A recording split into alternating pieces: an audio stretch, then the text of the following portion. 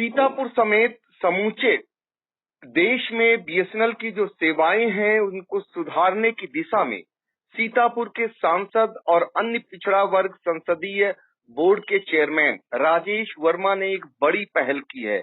आपको बता दें कि बीएसएनएल के सीएमडी पीके पुरवार से उन्होंने बुला कर एक निर्देश दिया है और बात कर जो बीएसएनएल को लेकर के उनकी सेवाओं को लेकर जो दिक्कतें आ रही हैं उनको दुरुस्त कराए जाने की बात कही है।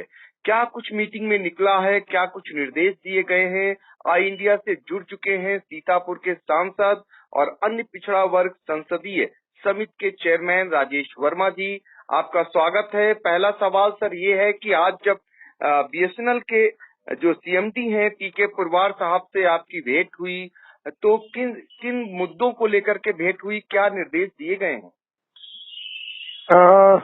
देखिए पंकज जी, आज हमने बीएसएनएल और एमटीएनएल के दोनों के सीएमडी को बुलाया था और ओबीसी कल्याण संबंधी जो समिति है, हमारे 30 मेंबर ऑफ पार्लियामेंट है, उसके मेंबर है। एक महत्वपूर्ण आज हमने बैठक करी है अभी, और उसमें हमने पीके पुरवार को काफी उनको सचेत किया है कि उत्तर प्रदेश समेत पूरे देश में बीएसएनएल की ये जो दयनीय स्थिति हुई इसके लिए कौन जिम्मेदार है। उन्होंने तमाम विषयों पर चर्चा की। उन्होंने सबसे बड़ा विषय बताया कि जब स्वैच्छिक बीआरएस की बात आई तो बड़े पैमाने पर बीएसएनएल के लोग बीआरएस लेकर के चले गए, हमारे पास संसाधनों की कमी हो गई, हम घाटे में चले गए और अब घाटे से हम उबर रहे हैं। तो मैंने कहा ये कोई विषय नहीं, घाटा किन विषयों को लेकर आपको हुआ है, आपका कहीं पर भी कोई नेटवर्क नहीं है। एक वक्त था जब मेंबर ऑफ पार्लियामेंट ने अपने क्षेत्र में बीएसएनएल के सिम बांटने का काम किया था तो लोगों को बड़ा उत्साह था कि सांसद ने को एक सिम दिया है। आज ये स्थिति है कि सांसद जी आपका दिया हुआ सिम हम वापस कर रहे हैं, हम अब जियो और एयरटेल से जुड़ने जा रहे हैं। ये गंभीर विषय है, मैंने इसको बहुत मजबूती के साथ उठाया है और सारे पूरे देश में ये समस्या है, इसको लेकर के हमने उनको सचेत किया। और विशेष रूप से उत्तर प्रदेश में हमने अपने सीतापुर जनपद की भी बात रखी है कि हमारे सीतापुर जनपद में इतनी पुअर पोजीशन है बीएसएनएल की कि सारे लोग बीएसएनएल छोड़ करके दूसरे जो नेटवर्क है उनके साथ जुड़ने का काम कर रहे हैं। और मैंने उनको ये भी इंसिस्ट किया कि उत्तर प्रदेश में सारे सीयूजी नंबर बीएसएनएल के हैं, किसी एसएचओ को मिलाओ, किसी एसडीएम को मिलाओ, किसी तहसीलदार को मिलाओ, डीएम को मिलाओ, कप्तान को मिलाओ, तो सीयूजी नंबर किसी का लगता नहीं है। ये बड़ा दयनीय विषय है। और जब बीएसएनएल का नंबर नहीं लगता है तो आदमी परेशान होता है कि डीएम को हम गुहार किस पे लगाएं, क्योंकि वही नंबर डिस्प्ले होता है। डीएम का पर्सनल नंबर आम आदमी पास नहीं है। तो उन्होंने हमको आश्वस्त किया है कि एक हफ्ते के अंदर सीतापुर की हम सारी स्थिति को एकदम कंट्रोल करेंगे। और मैं समझ सकता हूं कि सीएमडी ने अगर संज्ञान दिया है तो मजबूती के साथ कल से आपको जिले में परिवर्तन नजर आएगा। मैंने काफी विषयों पर चर्चा की है और बड़ा सार्थक परिणाम हमको मिला है।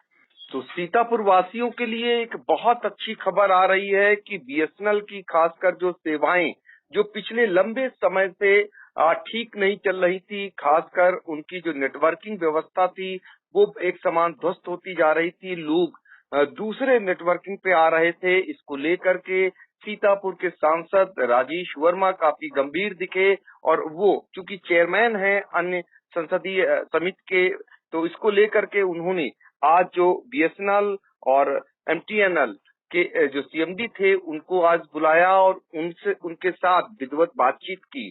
आपको बता दें कि बीएसएनएल की सेवाओं पर आज भी सरकारी तंत्र खासकर जुड़ा हुआ है और सारे सीयूजी नंबर बीएसएनएल के हैं। ऐसे में जनता सीधे उसी सीयूजी नंबर पर बात करती है, अपनी फरियाद लगाती है। इसको लेकर के राजेश वर्मा तल्ख दिखे और उन्होंने साफ तौर पर कहा कि ये सेवाएं दुरुस्त होनी चाहिए और सीतापुर के लिए एक सप्ताह में सुधार के लिए आश्वासन मिला है।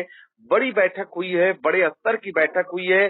तो सर सांसद जी, अब क्या माना जाए कि सीतापुर में एक सप्ताह बाद जो बीएसएनएल की सेवाओं में अमूलचूल परिवर्तन नजर आएगा? हमें तो जो भरोसा सीएमडी ने दिया है पंकज जी, निश्चित रूप से परिवर्तन करे तो 2 दिन में आपको नजर आने लगेगा। मैंने इस चर्चित तमाम कस्बों की बात की, तंबोर कस्बे की बात की, फतेहपुर कस्बा है, जो इंटीरियर के कस्बे हैं इन कस्बों में सबसे ज्यादा स्थिति खराब है, जहाँ 25-25 हजार की आबादी रहती है और वहाँ पर नेटवर्क नहीं होता। जैसे आप उस क्षेत्र में जाएंगे नेटवर्क गायब है। तो उन्होंने गंभीरता से लिया कि सारे कस्बों को हम पहले ठीक करेंगे, उसके बाद हम सुदूर ग्रामीण क्षेत्र में अगर कहीं पर भी नेटवर्क नहीं पहुंच रहा है तो नए टावर की जरूरत होगी, तो हम नए टावर भी आपको देने का काम करेंगे। हम सीतापुर की नेटवर्किंग को मजबूत करेंगे, ये हम आपको अश्योर करना चाहते हैं। सांसद जी, बहुत बार ये देखने को मिला है कि जो बीएसएनएल के टावर हैं, जो उनकी अपने व्यवस्था में लोग लगे हुए हैं, उनके टावरों पे तमाम तरीके की चोरियों के भी प्रकरण आते हैं कि वो जनरेटर नहीं चलाते हैं, उनकी सेवाएं पूरे नहीं चलती हैं, इस वजह से वो ध्वस्तीकरण रहती है। ऐसे भी मामले उठाए गए? ये भी मामला पंकज जी ने बड़ा अच्छा आपने हमको बताया। मैंने ये मामला गंभीरता से उठाया और मैंने उनको एक बड़ा सुझाव दिया है। मैंने कहा कि ये बीएसएनएल में जो डीजल की चोरी होती है, जनरेटर सेट नहीं चलाए जाते हैं, डीजल महंगा होने के कारण सब लोग बेच ले रहे हैं, उसका एक सोल्यूशन मेरे दिमाग में है कि आप इंटीरियर्स के अंदर, कस्बों के अंदर सोलर पैनल लगा करके बैटरी को चार्ज करने का काम करें। उससे आपके टावर पर लाइट भी रहेगी और पूरी रात और 24 घंटे आपका बैटरी चार्ज रहेगा। मैंने उनको कहा है, एमटीएनएल के सीएमडी को और बीएसएनएल के सीएमडी को कहा है कि सोलर पैनल लगा करके इन बैटरी को चार्ज करने का काम करें। आप तमाम घाटा से उबर के आएंगे। एक बार इन्वेस्टमेंट हो जाए तो उसके बाद फिर आपको डीजल और जनरेटिंग सेट और ऑपरेटर रखने की आवश्यकता नहीं है। इस सुझाव को हमारी कमेटी ने भी बहुत अप्रिशिएट किया। सीएमडी ने भी कहा कि सर बहुत अच्छा सुझाव है, इस पर हम लोग अब अपने बड़े स्तर पर बैठेंगे अधिकारियों के लेवल पर और इस पर हम लोग गंभीरता से विचार करेंगे। मुझे लगता है कि ये जो सोलर वाला दिया गया सुझाव है बड़ा सार्थक होगा और इस पर ये लोग अमल भी करेंगे। तो बड़ा प्रयास सीतापुर के सांसद की ओर से हुआ है और बड़ी खुशखबरी जल्द मिलने वाली है। बड़ी राहत मिलेगी सीतापुर समेत पूरे देशवासियों को। बीएसएनएल की सेवाएं फिर से एक बार दुरुस्त होंगी, ऐसा प्रयास और ऐसा आश्वासन मिला है। आने वाले समय में लोग इससे लाभान्वित होंगे। फिलहाल सांसद जी, आपका बहुत बहुत शुक्रिया, आपने आई इंडिया से बातचीत की। धन्यवाद पंकज जी, बहुत बहुत धन्यवाद।